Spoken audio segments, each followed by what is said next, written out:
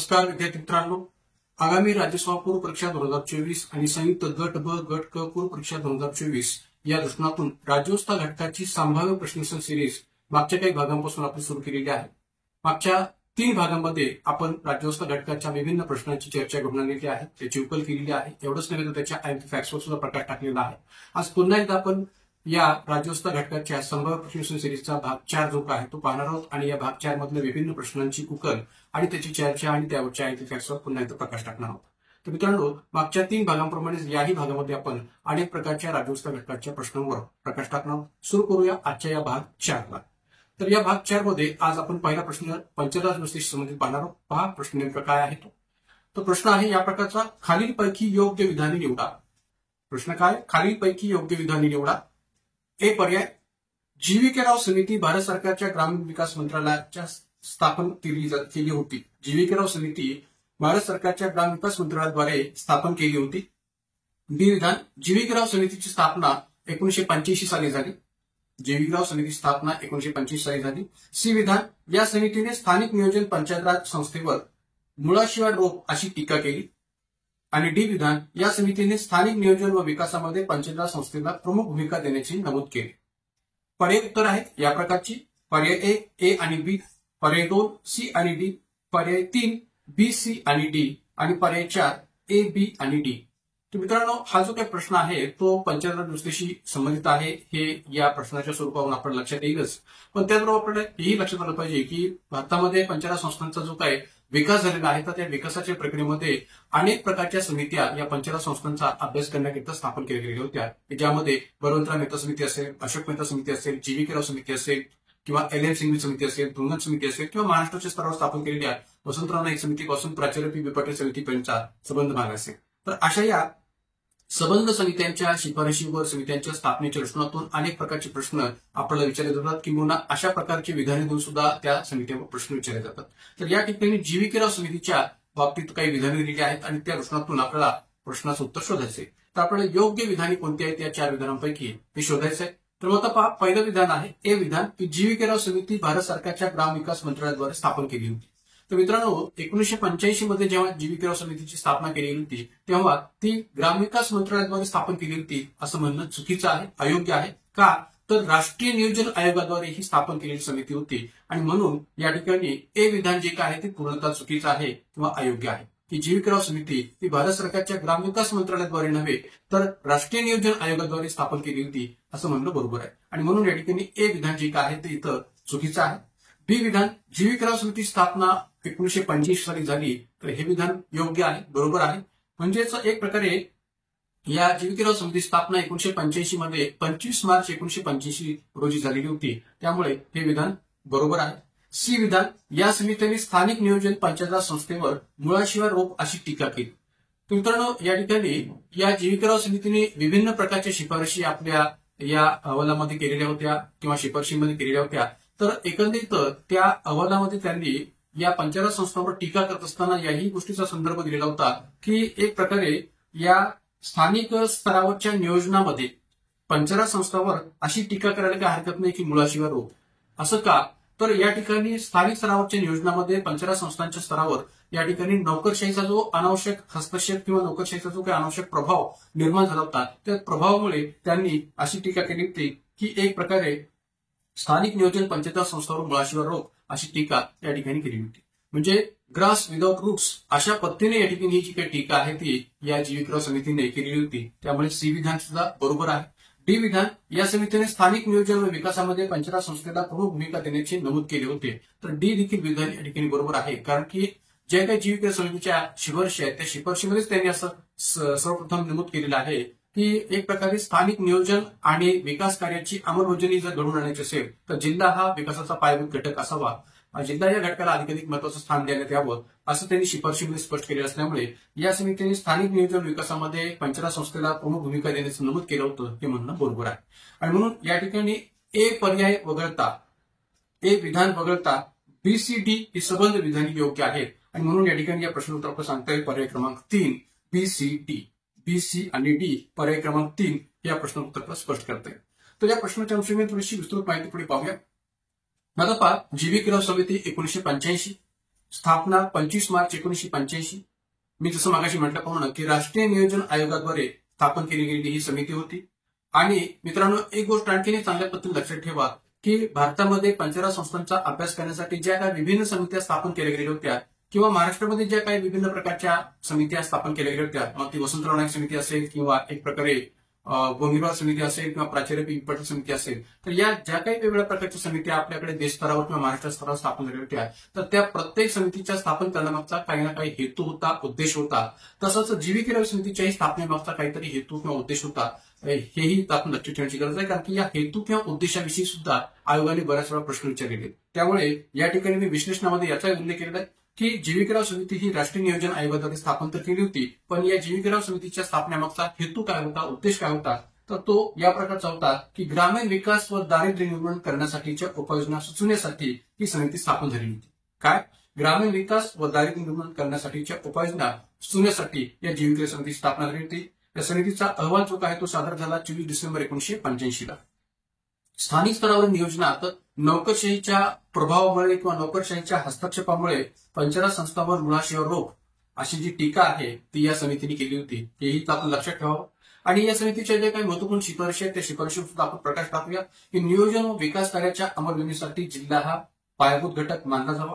तर मित्रांनो, एक गोष्ट लक्षात घ्या की आपण या संबंध पंचायत संस्थांच्या अभ्यास करणाऱ्या समित्यांचा अभ्यास करत असताना, मग ती बलवंतराव मेहता समिती असो किंवा अशोक मेहता समिती असो किंवा इतर कोणती समिती असो, या संबंध समित्यांचा अभ्यास करत असताना जर आपण ती तुलना करून त्याला अभ्यासण्याचा जर विचार केला तर ते अधिक फायदेशीर ठरेल.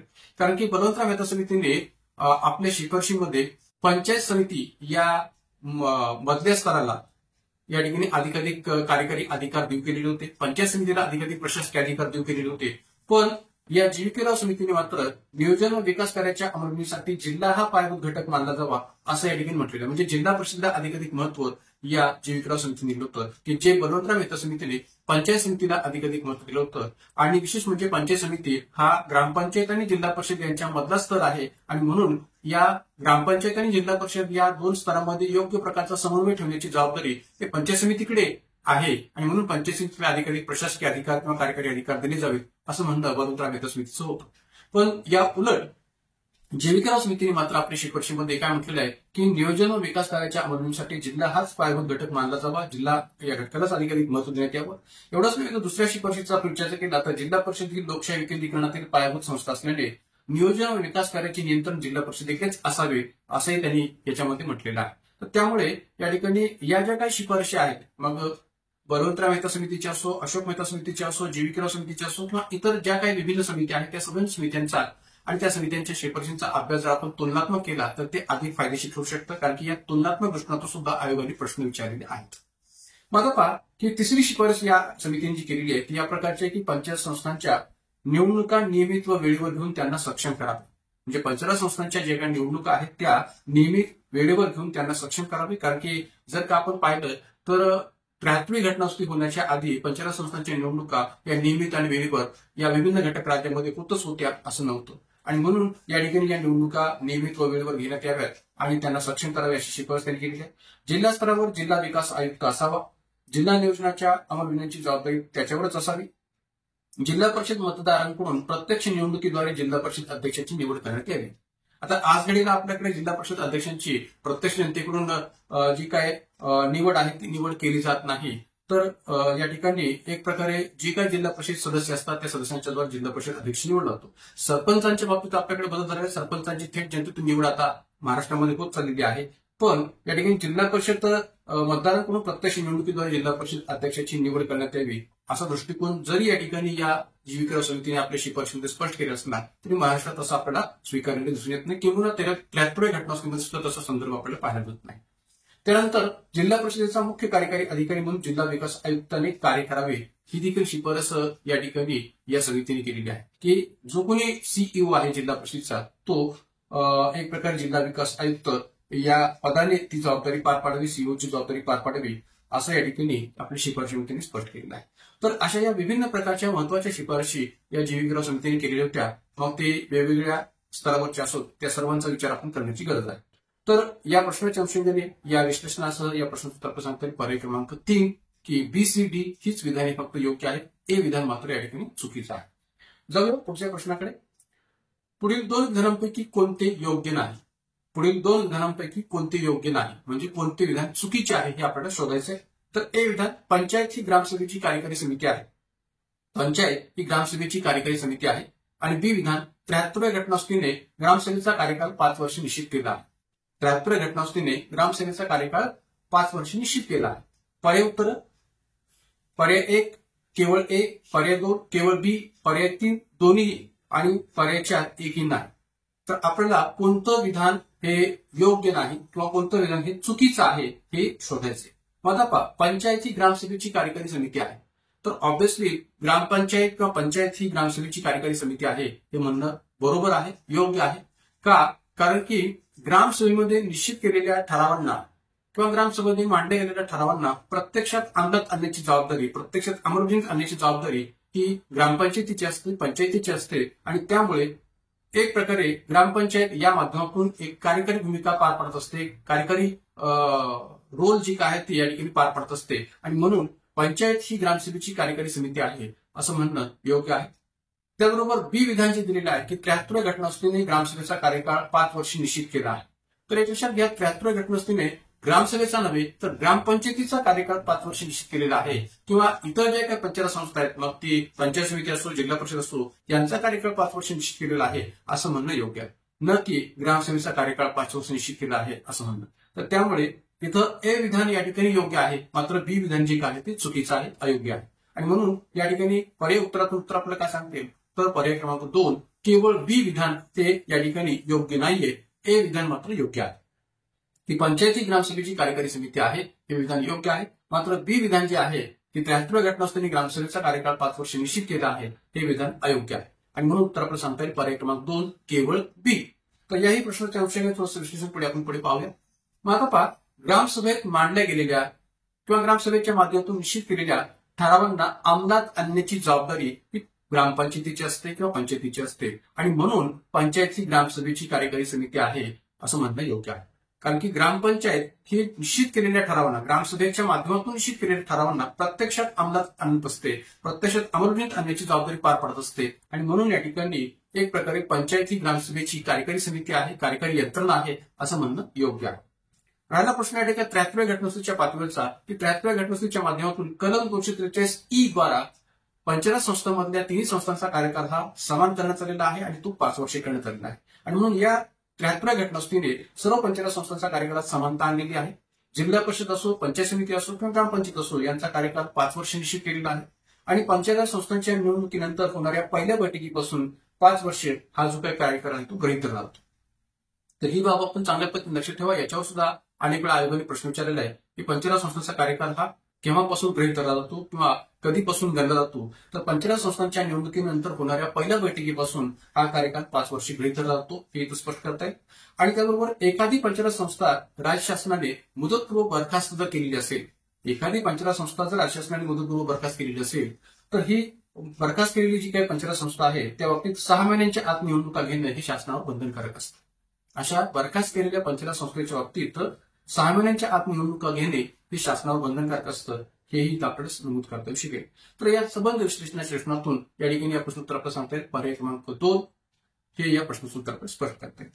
त्यानंतर जाऊया आपण पुढच्या प्रश्नाकडे, की ग्रामीण आणि शहरी सरकारांच्या बळकटीकरणासाठी सर्वप्रथम कोणती 2 विधेयके संसदेसमोर आणली गेली? प्रश्न क्रमांक 3 काय पहा, ग्रामीण आणि शहरी सरकारांच्या बळकटीकरणासाठी सर्वप्रथम कोणती 2 विधेयके संसदेसमोर आणली गेली? पर्याय 1 64वे व 65वे दुरुस्ती विधेयक, पर्याय 2 66वे व 67वे दुरुस्ती विधेयके, पर्याय 3 68वे व 69वे दुरुस्ती विधेयके आणि पर्याय 4 73वे आणि 74वे दुरुस्ती विधेयके. तर मित्रांनो, या ठिकाणी जो प्रश्न विचारला गेलेला आहे तो ग्रामीण आणि शहरी सरकारांच्या बळकटीकरणासाठी सर्वप्रथम कोणती 2 विधेयके संसदेसमोर आणली गेली या अर्थाने विचारला गेलेला प्रश्न आहे. तर मित्रांनो, एक लक्षात घ्या की आपल्याकडे 73 आणि 74 घटनास्थळी होण्याच्या आधी काही घटनास्थळी विधेयकांच्या माध्यमातून एक प्रकारे ग्रामीण आणि शहरी संस्थांच्या किंवा ग्रामीण आणि शहरी पंचायत संस्थांच्या किंवा एक प्रकारे या स्थानिक स्वराज्य संस्थांच्या बळकटीकरणासाठी प्रयत्न झालेले होते. तशा प्रकारची घटनास्थळी विधेयके मांडली गेलेली होती, पण ती काही कारणास्तव संमत होऊ शकली नव्हती. मग आता केव्हा आणि कोणती घटनास्थळी विधेयके ती होती तर या प्रश्नाच्या अनुषंगाने जर आपण विचार केला तर या ठिकाणी ही घटनास्थळी विधेयक होती पर्याय क्रमांक 1 मध्ये 64वे आणि 65वे दुरुस्ती विधेयक. तर 64वे घटनास्थळी विधेयक हे जे काय आहे ते राजीव गांधी सरकारच्या कालखंडामध्ये मांडलं गेलेलं होतं लोकसभेअंतर्गत. लोकसभेत ते मंजूरही झालं, पण नंतर राज्यसभेत विरोधी पक्षांच्या विरोधामुळे ते मंजूर होऊ शकलं नाही. म्हणजे 64वे घटनास्थळी विधेयक हे पंचायत संस्थांच्या बाबतीत घटनात्मक दर्जा दिला जावा आणि त्यांच्या व्यापक बळकटीकरणासाठी मांडलं गेलं होतं. लोकसभेत ते मांडलं गेलं, लोकसभेत ते मंजूर देखील झालं, पण राज्यसभेत ते विरोधी पक्षांच्या विरोधामुळे मंजूर होऊ शकलं नाही. 1989 अंतर्गत राजीव गांधी सरकारच्या कालखंडामध्ये 64वे घटनास्थळी विधेयक हे मांडलं गेलं होतं, पण ते या कारणास्तव मंजूर होऊ शकलं नाही. पुढे 1990 मध्ये 65वे घटनास्थळी विधेयक सुद्धा याच हेतूने मांडलं गेलेलं होतं, पण याही वेळेस व्हीपी सिंग सरकारच्या कालखंडात 65वे घटनास्थळी विधेयक हे लोकसभेत मांडलं गेलं, पण त्यावेळेस व्हीपी सिंग सरकार हे पडल्याने किंवा व्हीपी सिंग सरकार हे बरखास्त झाल्याने या ठिकाणी 65वे घटनास्थळी विधेयक सुद्धा संमत होऊ शकले नाही. म्हणजे 64वे घटनास्थळी विधेयक असेल किंवा 65वे घटनास्थळी विधेयक असेल की जे या ठिकाणी ग्रामीण आणि शहरी सरकारांच्या बळकटीकरणासाठी मांडले गेलेले होते, पण या वेगळ्या कारणास्तव ते मंजूर होऊ शकले नाही आणि म्हणून या ठिकाणी ती संसदेसमोर आणली गेली होती 73 आणि 74 घटनास्थळी होण्याच्या आधी, हे म्हणणं योग्य आहे. तर यामुळे या ठिकाणी या प्रश्नोत्तर आपल्याला सांगता येत ते म्हणजे पर्याय क्रमांक 1 64वे व 65वे दुरुस्ती विधेयक आहे. तर आता पहा या ठिकाणी जरी आपण या प्रश्नाचे उत्तर पर्याय क्रमांक 1 64वे व 65वे घटनास्थळी विधेयक असं म्हणत असलो तरी या संबंध या ठिकाणी या दोन्ही विधेयकांच्या मांडण्याबाबतची किंवा मंजुरीच्या बाबतची जी काही पूर्ण प्रोसेस घडलेली होती त्याचीही पार्श्वभूमी त्याच्याही बाबतचा इतिहास आपल्याला माहिती असणं गरजेचं आहे. तर या ठिकाणी या प्रश्नोत्तर आहे पर्याय क्रमांक 1. या अंशाने थोडंसं विश्लेषण पुढे आपण पाहूया. मात्र पहा 64वे घटनास्थळी विधेयक हे राजीव गांधी सरकारच्या काळात पंचायत संस्थांना घटनात्मक दर्जा देण्यासाठी व या संस्था अधिक प्रबळ आणि व्यापक करण्यासाठी जुलै 1989 मध्ये लोकसभेत मांडले होते. मित्रांनो, याबाबतचा प्रश्न विचारत असताना आयोगाने असाही प्रश्न विचारला आहे की 64वे घटनास्थळी विधेयक हे कोणत्या सरकारच्या कालावधीमध्ये मांडले गेले होते, असाही प्रश्न कधी आयोगाने विचारलेला आहे. तर हे पण आपण लक्षात ठेवावं की हे 64वे घटनास्थळी विधेयक राजीव गांधी सरकारच्या कालखंडामध्ये मांडले गेले होते आणि मांडण्यामागचा हेतू हाच होता की पंचायत संस्थांना घटनात्मक दर्जा दिला जावा आणि या संस्था अधिक प्रबळ आणि व्यापक करण्याच्या हेतूने जुलै 1989 मध्ये हे विधेयक लोकसभेत मांडले गेलेले होते. ऑगस्ट 1989 मध्ये हे विधेयक लोकसभेने मंजूर केले, पण राज्यसभेत ते मंजूर होऊ शकले नाही. म्हणजे ऑगस्ट 1989 मध्ये हे विधेयक लोकसभेने मंजूर केले, पण ते राज्यसभेत मंजूर होऊ शकले नाही. का मंजूर होऊ शकले नाही? तर या विधेयकामुळे संघ राज्य व्यवस्थेमध्ये केंद्रीकरणाला प्रोत्साहन मिळेल या कारणास्तव विरोधी पक्षांनी त्याला विरोध केला होता. म्हणजे विरोधी पक्षांनी विरोध करण्यामागचं कारण काय होतं? तर या विधेयकाच्या माध्यमातून संघराज्य व्यवस्थेमध्ये केंद्रीकरणाला अधिकाधिक प्रोत्साहन मिळेल हे कारण सांगून या कारणास्तव विरोधी पक्षांनी या विधेयकाला विरोध केला होता. पुढे जून 1990 मध्ये व्हीपी सिंग यांच्या अध्यक्षतेखाली कारण की 1990 मध्ये व्हीपी सिंग यांचं सरकार निवडून आलेलं होतं, किंबहुना या सरकारला बहुमत सिद्ध करता आलं आणि म्हणून हे सरकार स्थापन झालेलं होतं. तर 1990 मध्ये व्हीपी सिंग यांच्या अध्यक्षतेखाली घेण्यात आलेल्या मुख्यमंत्र्यांच्या 2 दिवसीय परिषदेमध्ये पंचायतच्या बळकटीकरणासंदर्भात चर्चा करण्यात आली आणि या परिषदेत 65व्या घटनास्थळी विधेयकाचा प्रस्ताव जो काय तो मांडण्यात आला आणि त्याला मान्यताही देण्यात आली.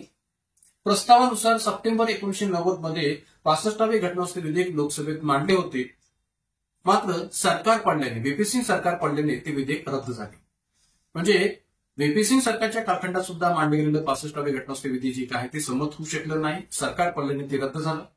पुढे पीव्ही नरसिंह सरकारच्या काळात म्हणजे एक प्रकारे या ठिकाणी प्रकाश व्यंकट नरसिंह सरकार जे या ठिकाणी 1991 मध्ये अस्तित्वात आलेलं होतं, तर या पीव्ही नरसिंह सरकारच्या कालखंडामध्ये या ठिकाणी या 64व्या आणि 65व्या घटनास्थळी विधेयकाचा पुन्हा एकदा विचार करण्यात आलेला होता आणि एक प्रकारे त्याला मूर्तसूप देण्यासाठी आपल्याकडे 73वी घटनास्थळी घडून आणली होती.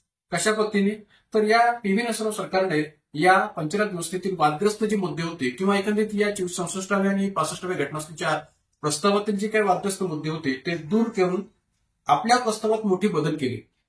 जो काही नव्याने प्रस्ताव या ठिकाणी पीव्ही नरसिंह सरकारच्या माध्यमातून पंचायत व्यवस्थेच्या घटनात्मक दर्जा देण्याच्या दृष्टीने किंवा त्याला बळकटी करण्याच्या दृष्टीने मांडला गेला, तर त्या प्रस्तावात मोठे बदल केले गेले, वादग्रस्त मुद्दे दूर केले गेले आणि 73वी घटनास्थळी जी काय ती संमत केली गेली किंवा 73वी घटनास्थळी कायदा जो काय तो पारित केला गेला 1992-93 मध्ये.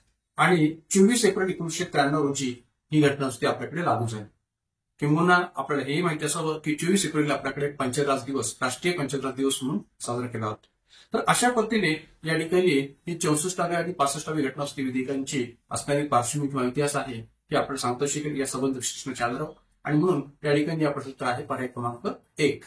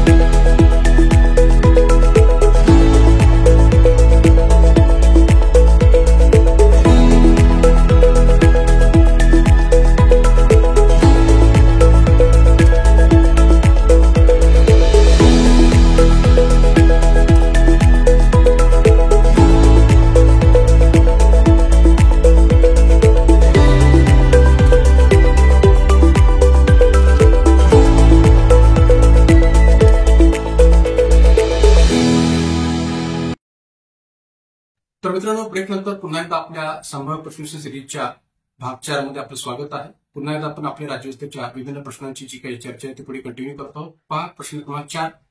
छावणी मंडळाची रचना, कार्य व कार्यपद्धती निश्चित करण्याचा अधिकार कोणाला आहे? छावणी मंडळाची रचना, कार्य, कार्यपद्धती निश्चित करण्याचा अधिकार कोणाला आहे? पर्याय क्रमांक 1 महानगरपालिका, पर्याय क्रमांक 2 संरक्षण मंत्रालय, पर्याय क्रमांक 3 राज्य सरकार आणि पर्याय क्रमांक 4 केंद्र सरकार. मित्रांनो, या ठिकाणी हा प्रश्न जो आहे तो स्टेट फॉर्म विचारला गेलेला आहे, किंवा एक वन लाईनर क्वेश्चन आहे. पण तरी सुद्धा आपण या ठिकाणी या प्रश्नामध्ये चुकू शकतो, कारण की प्रथमदर्शनी या प्रश्नोत्तर आपल्याला संरक्षण मंत्रालय असं वाटणं साहजिक आहे. पण मित्रांनो, एक लक्षात घ्या की या प्रश्नाचं उत्तर या ठिकाणी संरक्षण मंत्रालय किंवा राज्य सरकार असं नसून एक प्रकारे या प्रश्नोत्तर आहे केंद्र सरकार. पर्याय क्रमांक 4 केंद्र सरकार हे या प्रश्नाचं उत्तर आहे. म्हणजे छावणी मंडळाची रचना, कार्य, कार्यपद्धती निश्चित करण्याचा अधिकार कोणाला आहे? तर तो आहे केंद्र सरकारला. आणि म्हणून या ठिकाणी या प्रश्नोत्तर आहे केंद्र सरकार. पर्याय क्रमांक 4 केंद्र सरकार. असं का? तर मित्रांनो, एक लक्षात घ्या की ज्या पद्धतीने आपल्याकडे स्थानिक स्वराज्य संस्था हा विषय जो आहे तो राज्यसूचीमध्ये मोडतो, तर त्या राज्यसूचीत असणाऱ्या स्थानिक स्वराज्य संस्थांच्या विषयाच्या दृष्टिकोनातून किंवा स्थानिक स्वराज्य संस्थांच्या संघटनात्मक दृष्टिकोनातून एक प्रकारे या ठिकाणी काही फेरबदल करायचे असतील तर त्याबाबतचे अधिकार जे काय ते राज्य सरकारकडे आहे. जसं उदाहरण जर सांगायचं झालं तर आपण या ठिकाणी सांगतो शकेल की सरपंचांची थेट जनतेतून निवड किंवा नगराध्यक्षांची थेट जनतेतून निवड, हे जे काही संघटनात्मक बाबतीचे जे काही किंवा रचनात्मक बाबतीचे जे काही फेरबदल आपण या ठिकाणी केलेले आहेत, तर त्याचा जर विचार जर केला तर अशा बाबतीचे अधिकार राज्य सरकारकडे दिले गेलेले आहेत. का? तर या ठिकाणी स्थानिक स्वराज्य संस्था हा विषय राज्यसूचीमध्ये मोडतो. मग तसंच या ठिकाणी छावणी मंडळ हा देखील विषय जो आहे तो भरी स्थानिक स्वराज्य संस्थांचा भाग असला तरी सुद्धा या ठिकाणी छावणी मंडळ हा विषय संघसूचीचा भाग आहे. संघसूचीमधील हा विषय आहे. संघसूचीमध्ये विषय क्रमांक 3 हा विषय एक प्रकारे या ठिकाणी छावणी मंडळाचा आहे. आणि त्यामुळे छावणी मंडळाच्या रचना, कार्य, कार्यपद्धती याविषयी निश्चित करण्याचा अधिकार या ठिकाणी कोणाला जर असेल तर तो आहे केंद्र सरकारला. आणि म्हणून या ठिकाणी या प्रश्नाचं उत्तर आहे पर्याय क्रमांक 4 केंद्र सरकार. तर या प्रश्नाच्या अनुषंगाने थोडंसं विश्लेषण पुढे आपण पाहूया.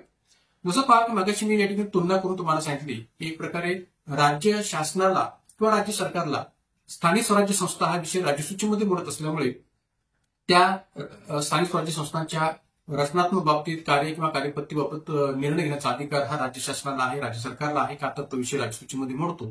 तसंच या ठिकाणी छावणी मंडळाची रचना, कार्यपद्धती याविषयी निश्चित करण्याचा अधिकार हा केंद्र सरकारला आहे का, कारण की छावणी मंडळ हा विषय संघसूचीत मोडतो आणि संघसूचीमध्ये विषय क्रमांक 3 हा विषय छावणी मंडळाचा आहे. तसंच काही उदाहरणं सुद्धा मी या ठिकाणी या विशेषणामध्ये दिलेली आहेत की ज्या उदाहरणांच्या माध्यमातून आपल्याला लक्षात येऊ शकेल की ज्या पद्धतीने केंद्र सरकारला छावणी मंडळाच्या बाबतीत निर्णय घेण्याचा अधिकार आहे, त्याच पद्धतीने राज्य सरकारांना सुद्धा आपल्या स्थानिक स्वराज्य संस्थांच्या बाबतीत निर्णय घेण्याचा अधिकार आहे का, तर स्थानिक स्वराज्य संस्था हा विषय राज्यसूचीमध्ये म्हणणारा विषय आहे.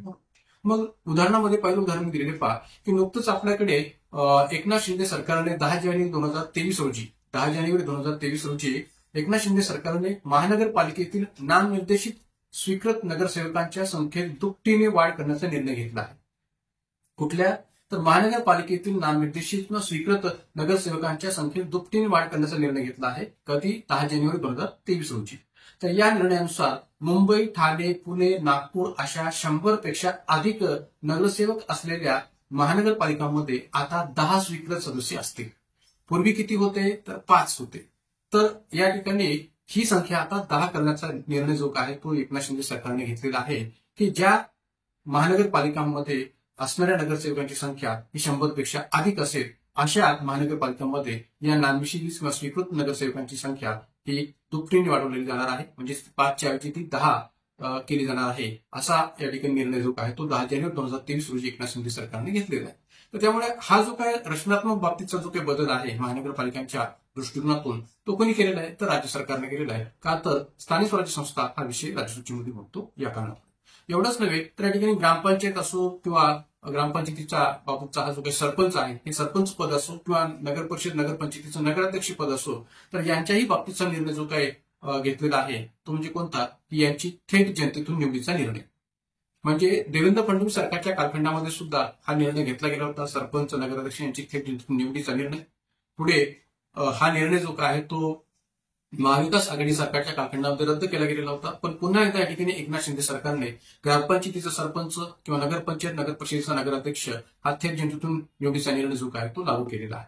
तर अशा प्रकारचे हे जे काही निर्णय किंवा रचना, कार्यपद्धती किंवा कार्याच्या निश्चितीचा अधिकार जसं या ठिकाणी राज्य सरकारला आपल्याला राज्यामध्ये पाहायला मिळतो, तसाच तो केंद्र सरकारच्या पातळीवर केंद्र सरकारला सुद्धा छावणी मंडळाच्या बाबतीत आहे हे म्हणायला काय हरकत नाही. आणि विशेष म्हणजे स्थानिक स्वराज्य संस्था हा विषय राज्यसूचीमध्ये मोडतो आणि तो विषय क्रमांक 5 आहे. स्थानिक स्वराज्य संस्था हा विषय क्रमांक 5 जो आहे तो राज्यसूचीमध्ये मोडणारा विषय आहे. तर या संबंध गोष्टी या प्रश्नाच्या अनुषंगाने चांगल्या पद्धतीने लक्षात ठेवा. या प्रश्नाच्या विश्लेषणाच्या आधारावर या ठिकाणी या प्रश्नोत्तर सांगतायत पर्याय क्रमांक 4. जाऊया पुढच्या प्रश्नाकडे. प्रश्न क्रमांक 5 पहा पुढे काय, की पुढीलपैकी कोणती एक स्थानिक संस्था ही संक्रमणशील क्षेत्रासाठी गठीत केली जाते? पुढीलपैकी कोणती एक स्थानिक संस्था ही संक्रमणशील क्षेत्रासाठी गठीत केली जाते? पर्याय 1 नगर परिषद, पर्याय 2 शहर क्षेत्र समिती, पर्याय 3 टाउनशिप आणि पर्याय 4 नगरपंचायत.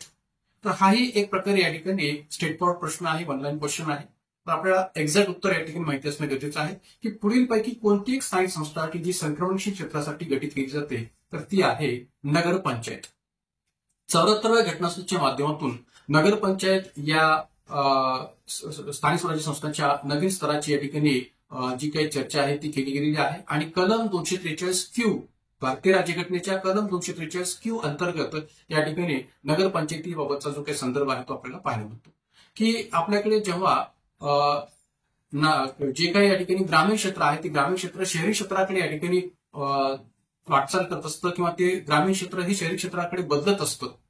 खेड्याकडून शहराकडे ज्यावेळेस त्याची वाटचाल होत असते तेव्हा त्या अवस्थेला संक्रमण क्षेत्रातील अवस्था असं आपण म्हणू शकतो किंवा संक्रमणशील अवस्था असं आपण म्हणू शकतो.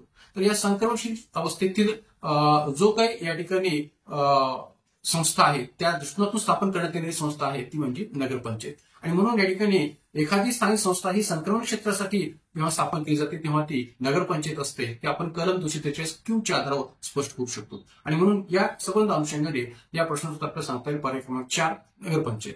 तर कलम 243Q च्या अनुषंगाने थोडीशी विस्तृत माहिती या विश्लेषणामध्ये पुढे आपण पाहूया. त्रिस्तरीय नागरी संस्था किंवा एक प्रकारे त्रिस्तरीय स्वरूपाच्या असणाऱ्या नगरपालिका या दृष्टिकोनातून आपण विचार करू शकतो. तर मित्रांनो एक लक्षात घ्या की बहुतांश विद्यार्थ्यांना या ठिकाणी नगरपालिका म्हटल्यानंतर त्याचा अर्थ ते नगर परिषद या अर्थाने घेतात. पण मित्रांनो एक लक्षात घ्या की 74व्या घटनासूचीच्या माध्यमातून हे स्पष्ट केलं गेलेलं आहे की नगरपालिका या अंतर्गत तिन्ही नागरी संस्था मोडतात. तिन्ही नागरी संस्था म्हणजे कोणत्या? तर नगरपंचायत पण येते, नगर परिषद पण येते आणि महानगरपालिका पण येते. म्हणजे नगरपालिका या संज्ञेमध्ये तिन्ही नागरी संस्थांचा विचार, तिन्ही शहरी संस्थांचा विचार कलम 243 खाली 243Q खाली आपल्याला करता येऊ शकतो. आणि म्हणून कलम 243Q नुसार ज्या काही 3 नागरी संस्था आहेत की ज्यामध्ये नगरपंचायत, नगर परिषद आणि महानगरपालिका या तिघांचाही विचार आपल्याला करता येऊ शकतो. तर कलम 243Q अंतर्गत या ठिकाणी नगरपंचायतीची काही व्याख्या दिलेली आहे ती कशा पद्धतीने आहे, तर ती संक्रमण क्षेत्राच्या दृष्टिकोनातूनच विचार घेतलेली व्याख्या आहे. ती नेमकी कशी आहे ते आपण पाहू शकता की ग्रामीण क्षेत्र जेव्हा नागरी क्षेत्रात किंवा शहरी क्षेत्रात बदलत असते, ग्रामीण क्षेत्र जेव्हा नागरी क्षेत्रात किंवा शहरी क्षेत्रात बदलत असते म्हणजेच खेड्याकडून शहराकडे वाटचाल करत असते, तेव्हा अशा संक्रमण अवस्थेतील क्षेत्रासाठी नगरपंचायत स्थापन करण्यात यावी अशी तरतूद कलम 243Q मध्ये केली गेली आहे. पुन्हा एकदा आपण हे चांगल्या पद्धतीने लक्षात घ्यावं की ग्रामीण क्षेत्र जेव्हा शहरी क्षेत्रात बदलत असतं किंवा खेड्याकडून शहराकडे जेव्हा वाटचाल करत असतं तेव्हा त्या संक्रमण अवस्थेतील क्षेत्रासाठी नगरपंचायत स्थापन करण्यात यावी अशी तरतूद केली गेली आहे कलम 243Q अंतर्गत. एवढंच नव्हे तर हे पण माहिती असू द्या की ग्रामीण भागाकडून नागरिक भागाकडे संक्रमण करणारे नागरिक क्षेत्र म्हणून राज्यपालाकडून तशी घोषणा होणे आवश्यक असते. कारण की केवळ या ठिकाणी एखाद्या ग्रामीण क्षेत्राचं शहरी क्षेत्राकडे या ठिकाणी वाटचाल होत चाललेली आहे किंवा शहरी क्षेत्रात ते बदलत चाललेलं आहे एवढं असून भागत नाही, तर तशी घोषणा राज्यपालांकडून होणं सुद्धा आवश्यक आहे. म्हणून या ठिकाणी हाही भाग इथं महत्वाचा आहे जेव्हा नगरपंचायत निर्माण केली जात असते किंवा स्थापन केली जात असते की ग्रामीण भागाकडून नागरिक भागाकडे संक्रमण करणारे नागरिक क्षेत्र म्हणून राज्यपालांकडून तशी घोषणा होणंही अपेक्षित असतं, आवश्यक असतं. तर त्याचबरोबर पुढचाही दृष्टिकोन महत्वाचा आहे की संक्रमण अवस्थेतील क्षेत्राची लोकसंख्या किमान 10,000 व कमाल 25,000 यामधील असावी. म्हणजे नगरपंचायत स्थापन करत असताना, नगरपंचायत निर्माण करत असताना हाही क्रायटेरिया महत्वाचा आहे. तो म्हणजे कोणता? की संक्रमण अवस्थेतील क्षेत्राची लोकसंख्या किमान 10,000 व कमाल 25,000 यामध्ये असावी. म्हणजे या वेगवेगळ्या क्रायटेरियाच्या बाबतचा विचार करूनच या ठिकाणी एक प्रकारे नगरपंचायतीच्या स्थापनेचा विचार जो आहे तो विचारात घेतला जात असतो. त्यानंतर नगर परिषद, थोड्या लहान नागरी क्षेत्रासाठी नगर परिषद स्थापन करण्यात यावी असं या ठिकाणी कलम 243Q मध्ये नमूद केलेलं आहे की नगर परिषद कुठं स्थापन करण्यात यावी, तर थोड्या लहान नागरी क्षेत्रासाठी नगर परिषद स्थापन करण्यात यावी.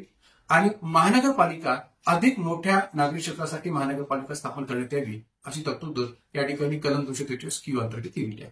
तर या एकंदरीत संबंध विश्लेषणाच्या आधारावर या प्रश्नोत्तराचा सांगता येईल पर्याय क्रमांक 4 नगरपंचायत.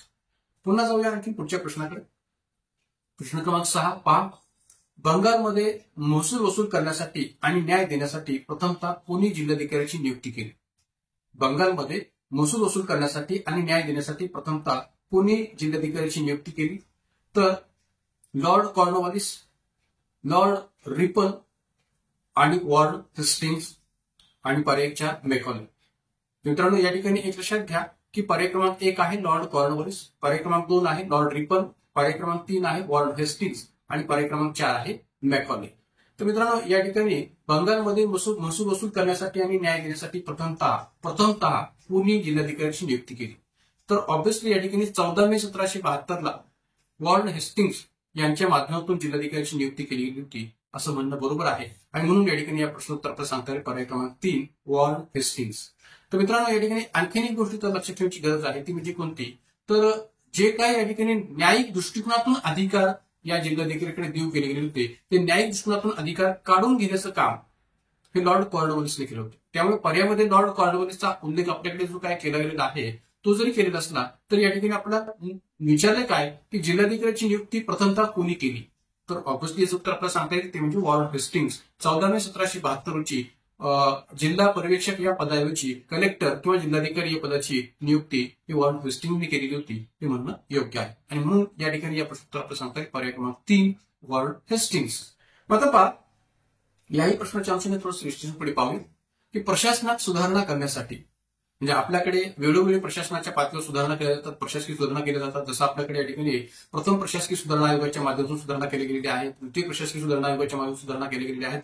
तर तसं ब्रिटिश कालखंडात सुद्धा वेगवेगळ्या प्रकारच्या प्रशासकीय सुधारणा केल्या गेलेल्या होत्या. तर प्रशासनात सुधारणा करण्यासाठी गव्हर्नर की जो बंगालचा गव्हर्नर म्हणून वॉर्ड हेस्टिंग्स होता तत्कालीन कालखंडात, तर गव्हर्नर वॉर्ड हेस्टिंग्स यांनी 14 मे 1772 रोजी जिल्हा पर्यवेक्षक या पदाऐवजी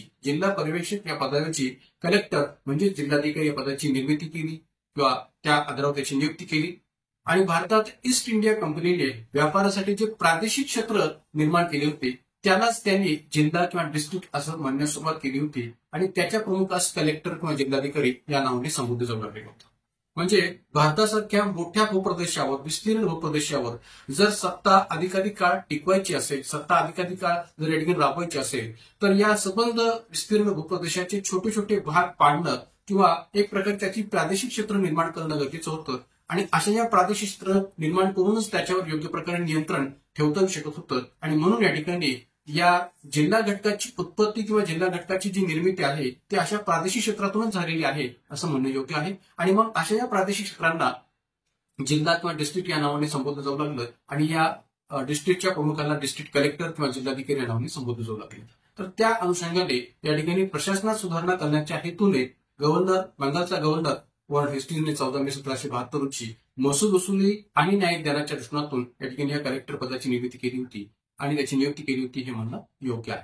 तर या अर्थाने किंवा या संबंध विश्लेषणाच्या आधारावर या प्रश्नोत्तर आपण सांगताय पर्याय क्रमांक 3 वॉर्ड हेस्टिंग्ज.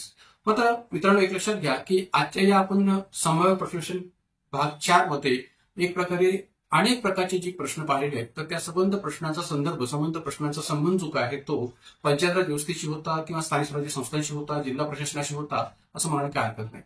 म्हणजे जे काही वेगवेगळ्या प्रकारचे प्रश्न आपण या भागामध्ये पाहिलेले आहेत तर त्याचा अधिकाधिक संबंध जो काय तो आपण यावेळेस स्थानिक स्वराज्य संस्थांच्या दृष्टीकोनातून विचार घेतलेला आहे किंवा एक प्रश्न जो की जिल्हा प्रशासनाच्या दृष्टीकोनातून आपण पाहिलेला आहे. तर त्यामुळे अशा या विभिन्न भागांच्या माध्यमातून आपण वेगवेगळ्या घटकांवर प्रकाश टाकणार आहोत. जसं मागच्या भागामध्ये मी अधिकाधिक भर दिला होता तो संसदीय समित्या, वैधानिक कार्यपद्धती आणि संसदेची तंत्र किंवा संसदेत वापरली जाणारी अधिवेशन काळातली तंत्र. तर अशाच पद्धतीने आपण वेगवेगळ्या भागामध्ये विभिन्न प्रकारच्या टॉपिकच्या अनुषंगाने, विभिन्न प्रकारच्या घटकांच्या अनुषंगाने वेगवेगळ्या प्रश्नांचा संदर्भ घेऊया आणि जे जे प्रश्न असे आहेत की जे आपण वारंवार विचारले जाऊ शकतात किंवा ज्या ज्या भागावर आपली चुकण्याची शक्यता अधिक असते अशा प्रश्नावर अधिकाधिक भर देण्याचा प्रयत्न आपण करूया. तर आजच्या या भागामध्ये आपण आज थांबूयात. पुन्हा एकदा जाताना आपल्या सर्वांना विनंती की आपल्या Indian polity bye Vicky Shinde या युट्यूब चॅनलला अधिकाधिक संख्येने सबस्क्राईब करा, लाईक करा, शेअर करा. आणि जसं मी प्रत्येक वेळी म्हटल्याप्रमाणे की आपल्याला जर या ठिकाणी या संबंध संभाव्य सिरीजच्या भाग 1, 2, 3 किंवा आता या भाग 4च्या संबंध जर पीडीएफ हवे असतील या पीडीएफ नोट्स हवे असतील तर आपल्या टेलिग्राम चॅनलला जॉईन व्हा. आपल्या टेलिग्राम चॅनलला जॉईन होण्यासाठी आपल्या टेलिग्राम चॅनलला टेलिग्रामवर सर्च करत असताना या लिंकचा वापर करा @polity4u या एक प्रकारे या ठिकाणी लिंकचा वापर करून आपल्या टेलिग्राम चॅनलला आपण सर्च करू शकता. @polity4u या लिंकचा वापर करून ही जी काही संबंध पीडीएफ नोट्स आहेत या संभाव्य प्रश्न सिरीजच्या आपण प्राप्त करू शकता. तर आजच्या या भागामध्ये आपण या संबंध माहितीसह विश्लेषणासह इथे थांबूयात. धन्यवाद.